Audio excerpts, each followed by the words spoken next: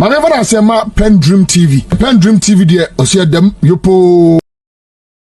Danny, to be quite honest with you, never in my life did I suspect that one day we'll get to this point. This is the lowest point in our history. We can get lower again, you know. But as far as I can recollect, this is the lowest point in our history. Now, interestingly, my brother and friend, Collins, my brother and friend Collins, sees the situation in which we are and actually thinks that this situation is 20 years ahead of now. Brother, it's not 20 years ahead of now. We are there. I heard you talk about the fact that if care is not taken, in 20 years when we are 60, you'll be importing water. We are importing water today. It's not 20 years from now, right now, as we sit here. We are importing water. Go to the supermarkets and see all the water that we import and so on. Randy, my concern is not the fight between MPP and NDC. It doesn't make any sense to me whatsoever. My concern is that all our rivers are getting polluted. My concern is that all our rivers are getting their fish stocks depleted. Fishes are dying. My concern is that human lives are being lost. My concern is that this country is losing its biodiversity. My concern is that very, very soon, the consequences of what is happening will pose a threat to every one of us who live in this territory called Ghana. Everyone, no household can escape the ravages that Galamsey is causing. Okay, that's my concern.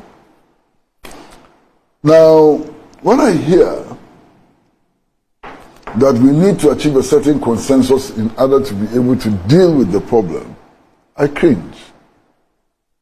I completely cringe. Because you don't deal with crime on the basis of consensus. Master, we have elected a president. We queued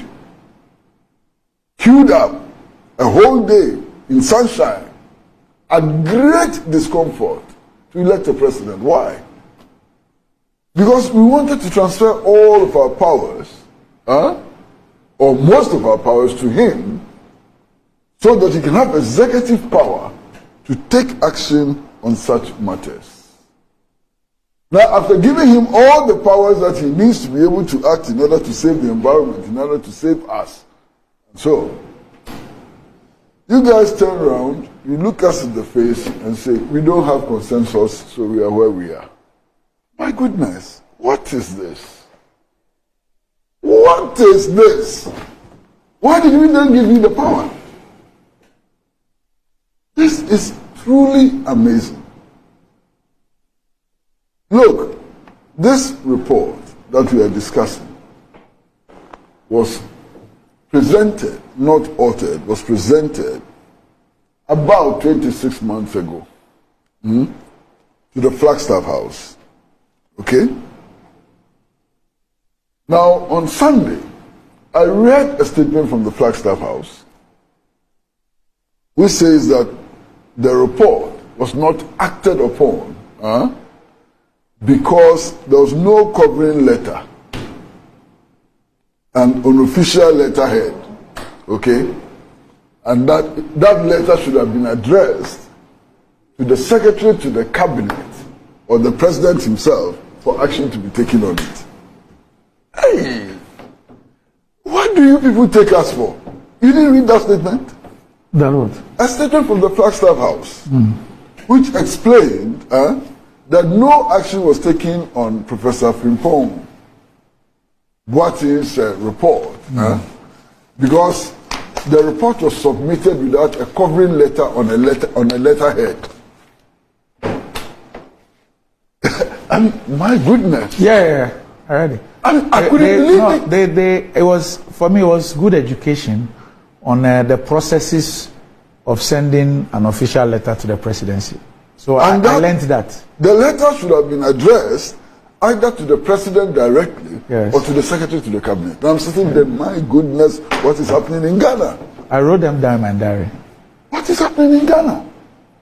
So if something serious is happening which would affect the state of the economy, if something is happening which would affect lives and so on, the presidency would not act on it because it didn't come with a covering letter addressed to secretary to cabinet. But Kwesi, even though it was handed over to chief of staff, Kwesi, what stories are we being told? Kwesi, even if what you call citizen journalism, even if any Kofi or Kwesi around saw something and used his phone to film it and posted it on social media, to the extent that it impacts on national security or has implications, it will be ignored. We are bound to act on it.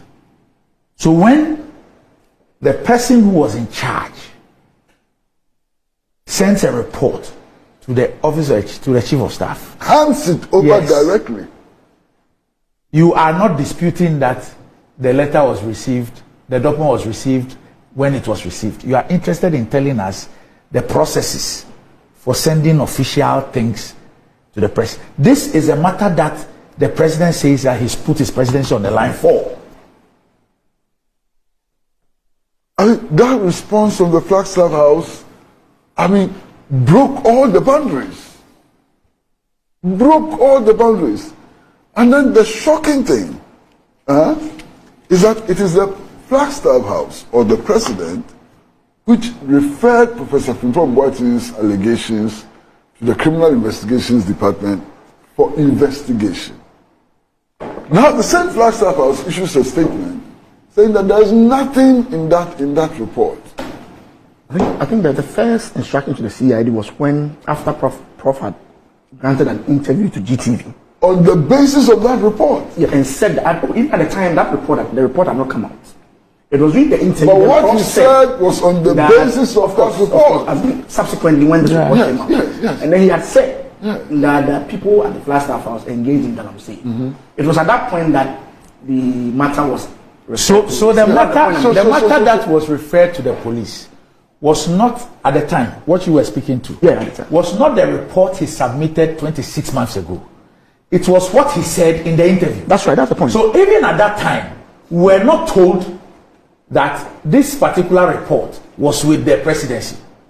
Yes, he granted this interview. I'm sure you're referring to the 3-week-old or 4-week-old interview on GTV. GTV, yes. That's right. So the portions of what he said is what was referred to.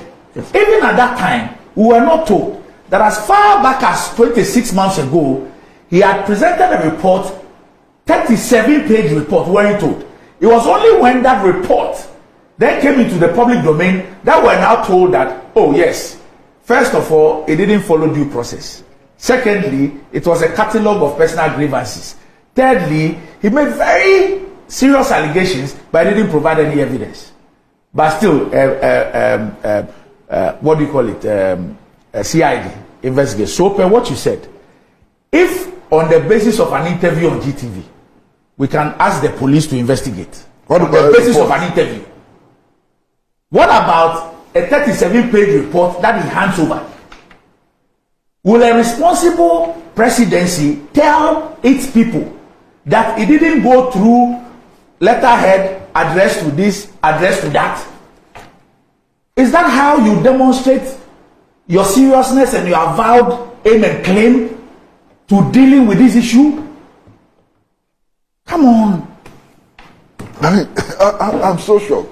And then, after making these prejudicial statements, we expect the CID to be able to investigate this matter. Which policeman, in how many countries, after these statements has issued from the presidency, will be able to investigate a matter like this? I mean, the statement is so prejudicial. And I'm sitting back and wondering, couldn't the presidency simply have said that, yes, these issues have been drawn to our attention, we've referred it to the police for investigation, we are awaiting the outcome of the police investigation, and action will be taken? Why attack the professor? Why make so many prejudicial statements and so on? So clearly, this investigation by the CID is not getting anywhere. Kwesi, it could be true. It is possible that all what the professor wrote in the 37 pages are lies. It's Let possible. the CID investigation Yes. and end there. Why do you prejudice it? Because if you listen to the responses of all those who are mentioned, it appears that none of them was even aware that such a report had gone to the presidency about them. Is it even fair to those people? Some of whom sit in cabinet. I mean, look, colleagues, this matter cannot be defended. This is not one of the issues which can be defended. This is a monumental scandal, you understand? And I think the earlier we allowed apparently independent, an apparently independent institution. Apparently. How do you mean? How do you mean? Just what the words convey. The CID is independent. No, The CID is apparently independent. no, it is not. Not apparently independent. No, it is not. It cannot be. Randy, you have been playing ACP Agodo. You have been playing Agozo. ACP Agozo or Yes. whatever it is. Yes. You've been playing Kofi Buachi. Yes. After all that, you still think that after the Flagstaff House has come out with this response, the police institution can do anything? But recently, Yes. recently, Yes. you even enabled us to find out that indeed the police even stood up to the military on that Shama issue. Master, the integrity of the police, the integrity of police officers has never been in doubt. Okay. Okay? I've seen some of the best policemen you can find anywhere in the world in the Yes. Ghana Police Service. Yes. And I've listed them. No doubt. I mean, somebody like C.K. Dowonu, an excellent police officer.